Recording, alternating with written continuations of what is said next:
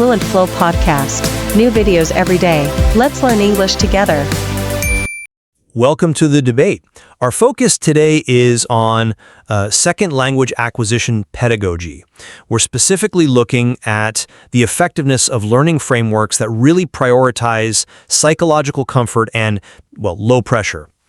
The source material we're discussing puts forward a pretty definitive method for achieving fluency. Learning English, as it says, without stress, built entirely upon small, consistent habits. So the central question before us is, I think, quite critical. Does this commitment to a low-pressure approach, relying solely on incremental progress, actively rejecting comparison, and framing English purely as a tool, not a test, does that provide a robust and, crucially, efficient pathway to the advanced fluency needed to really use English as a bridge to connect with the world? I'll be arguing that this reduced stress, consistency-focused approach directly tackles the main psychological barrier to fluency, making it, in my view, the optimal and most sustainable driver for long-term success. Okay. I can see why you'd think that and why that approach sounds, attractive. But let me offer a slightly different perspective. While I fully endorse the foundational value of consistency, that's undeniable, I do challenge the ultimate ceiling and perhaps the efficiency of a method that's defined primarily by the avoidance of difficulty, of rigorous comparison, and the pursuit of advanced structural standards. I suppose I contend that the explicit rejection of challenge, which seems inherent in this no-stress idea, fundamentally limits a learner's ability to transition from maybe a comfortable intermediate level to the kind of high speed and accuracy that real-world communication demands. Right, but the primary barrier to fluency, as the text we're looking at expertly identifies, isn't inherently linguistic, you see. It's psychological.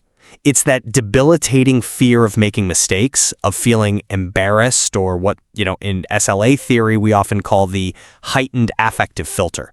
And the source offers a transformative cognitive shift, viewing English solely as a tool for connection rather than some kind of test of self-worth. And crucially, the text states, when you learn without stress, your mind is open. This openness, it facilitates input processing and ultimately retention. Success, in this view, is built on small habits every single day. We're encouraged to build confidence by practicing small, low-stakes output, like writing just 1 or 2 sentences nightly. Simple, achievable things like, today I drank coffee. This gentle, small-scale practice, when it's maintained consistently, is really designed to keep that affective filter low.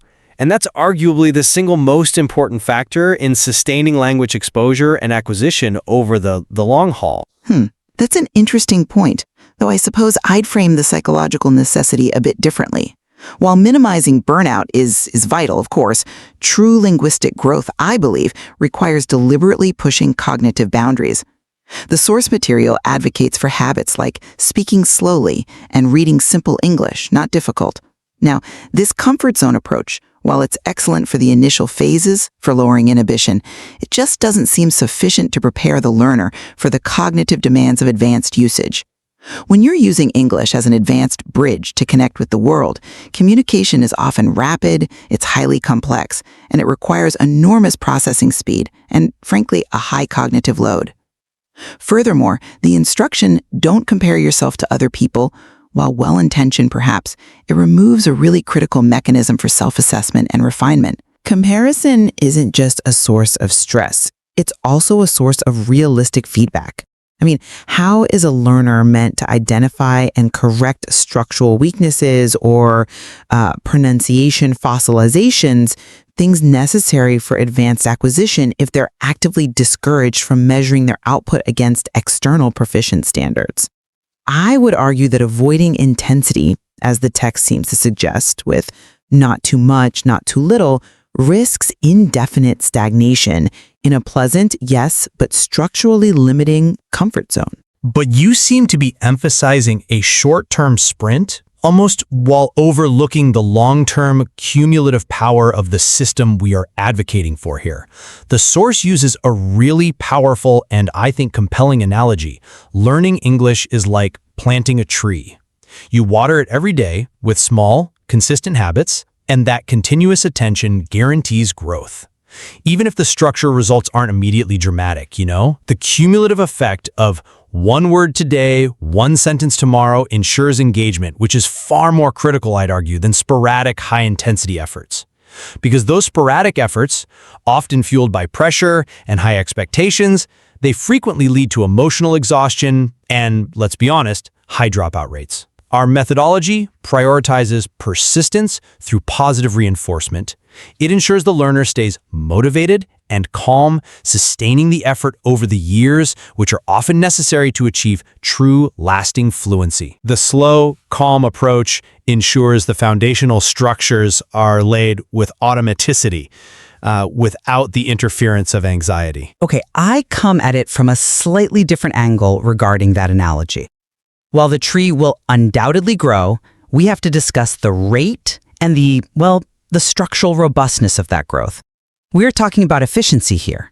Is a few minutes every day, focused predominantly on mastering very basic structures like I am happy now or today I drank coffee, is that really sufficient to trigger the necessary deep cognitive restructuring required to handle complex grammar? Things like conditional clauses, nuanced modal verbs, subordinate structures. The leap from simple descriptive sentences to, say, participating in a complex debate or a professional meeting, the promised bridge, it's fast. Structural acquisition, particularly that challenging process of shifting thought patterns from the native language, what we call interlanguage restructuring, often correlates very strongly with periods of high-intensity exposure. I mean, this is why immersion programs or focused academic study that forces a high cognitive load tend to yield rapid results.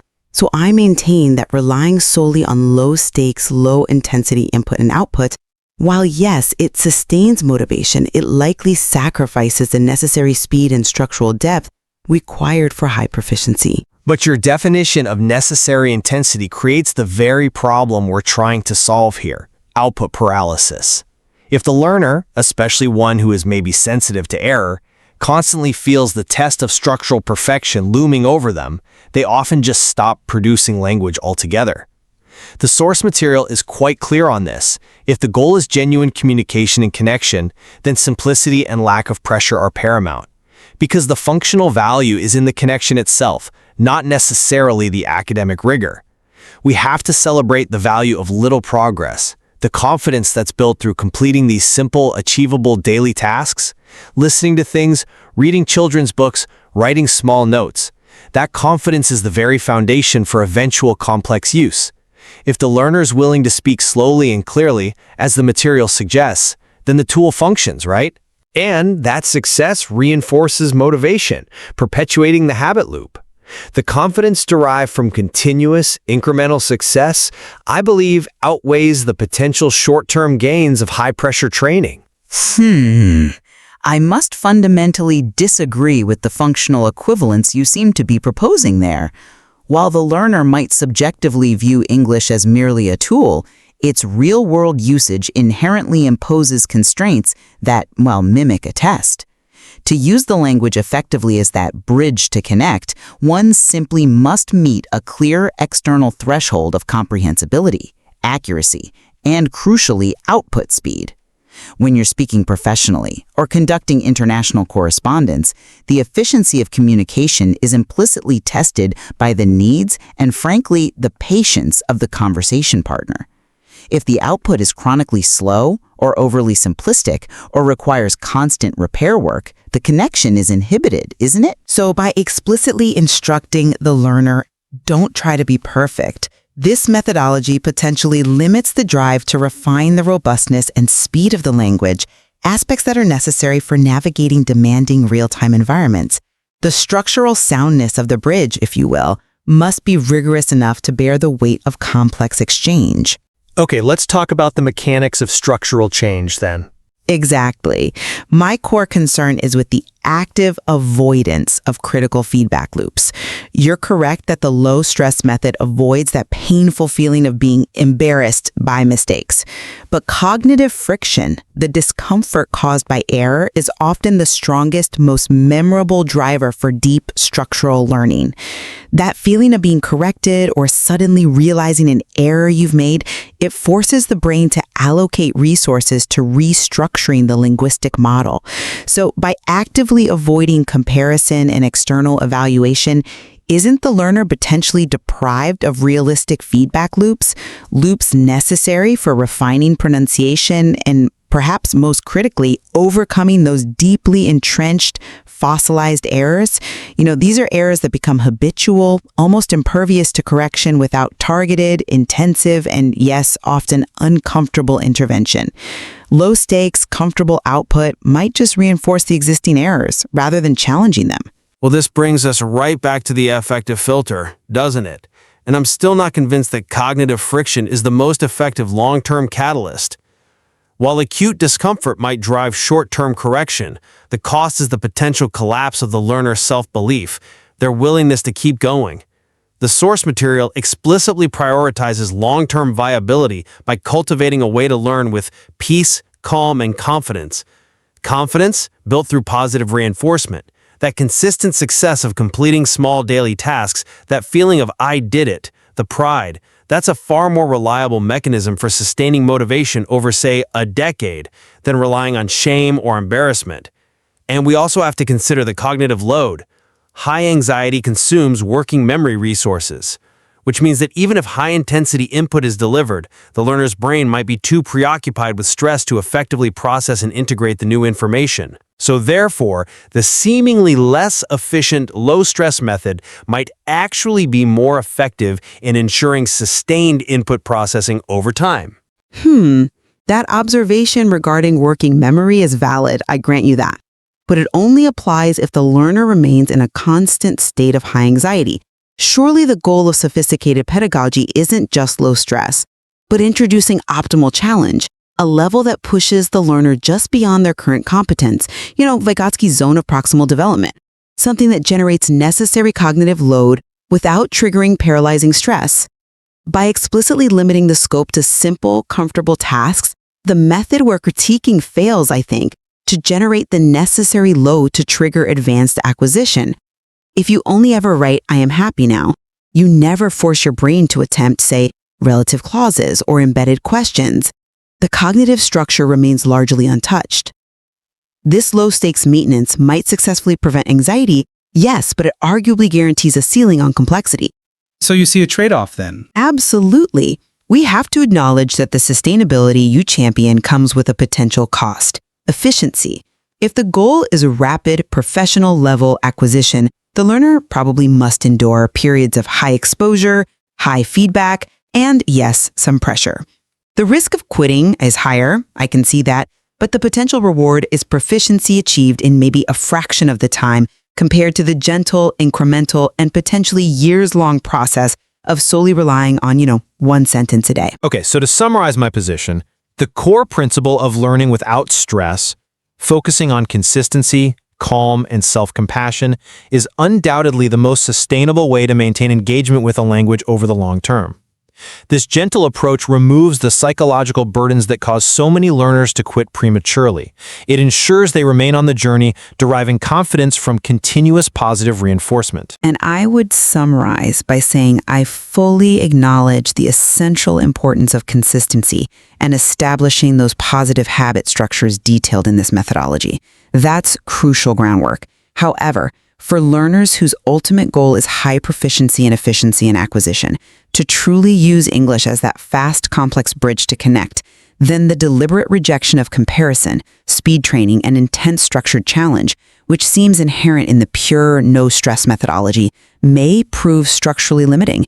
It potentially sacrifices the necessary speed and depth of acquisition for, psychological comfort. This discussion really illuminates, I think, that fascinating and perhaps unavoidable tension at the heart of second language acquisition pedagogy. The trade-off between a long-term, low-stress strategy that guarantees sustainability versus maybe more high-intensity methods that optimize for rapid efficiency and structural mastery. Indeed, it certainly offers sophisticated frameworks for evaluating what kind of learner might best benefit from these specific pedagogical choices. And it compels us, I think, to consider the structural trade-offs involved when we emphasize comfort, possibly over the rigor that might be necessary for complex real-world linguistic performance.